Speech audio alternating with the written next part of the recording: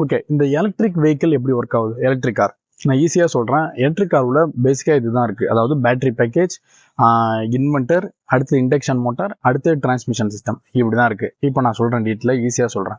இப்போ வந்து ground clearance பக்கத்தில் இந்த பேட்டரி பேக்கை வச்சுருப்பாங்க. இந்த பேட்டரி பேக் எப்படி இருக்கும்னா, லித்தியம் செல் உள்ளார இருக்கும். அதோட நம்ம டிவிக்கெலாம் யூஸ் பண்ணணும், சின்ன சின்ன ரிமோட்டு, அந்த சின்ன சின்ன பேட்டரி அந்த அளவு தான் இருக்கும் இந்த பேட்டரி. அதேமாதிரி 7000 பேட்டரி இந்த டெஸ்லா மாடல் எஸ்ல இருக்குது.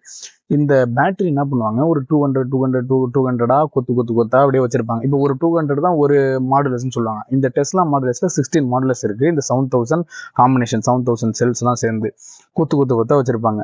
இது வந்து இந்த பேட்டரி ஹீட் ஆகாம இருக்கிறதுக்கு இந்த கொத்தா வச்சிருப்பாங்க. சொன்னா நடுவில் கூலண்ட்டை வந்து சப்ளை பண்ணுவாங்க. கூலண்ட் வந்து கூலிங்காக இருக்காம ஹீட் ஆகாம இருக்கிறது கூலண்ட் நடுவில் போகும். ப்ளஸ் வந்து ரேடியேட்டரும் இருக்கும்.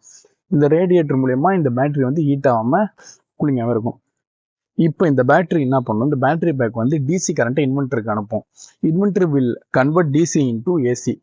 இப்போ இந்த இன்வெர்ட்டர் டிசிலேருந்து ஏசி கரண்ட்டை இந்த இண்டக்ஷன் மோட்டருக்கு அனுப்பும். இது எப்படி அனுப்புனா 3 ஃபேஸ் ஏசி, அதாவது 3 ஃபேஸ் ஏசி கரண்ட்டாக அனுப்பும் இந்த இண்டக்ஷன் மோட்டரில். இந்த இண்டக்ஷன் மோட்டர் உள்ள என்ன இருக்கும்னா, ஸ்டேட்டர் ரோட்டர்னு சொல்லிட்டு 2 இருக்கும். அதாவது இந்த ஸ்டேட்டரில் தான் போய் 3 ஃபேஸ் ஏசி வந்து போகும்.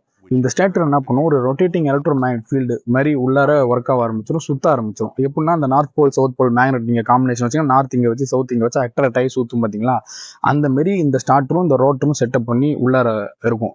இந்த எலக்ட்ரோமேக்னெட் ஏசி கரண்ட் போய் இப்போ ஸ்டார்டர் போகிறனால இந்த ரோட்டர் சுற்றுது. இந்த ரோட்டர் கொண்டு போய் டிரான்ஸ்மிஷன் சிஸ்டமில் கனெக்ட் பண்ணி வச்சிருப்பாங்க.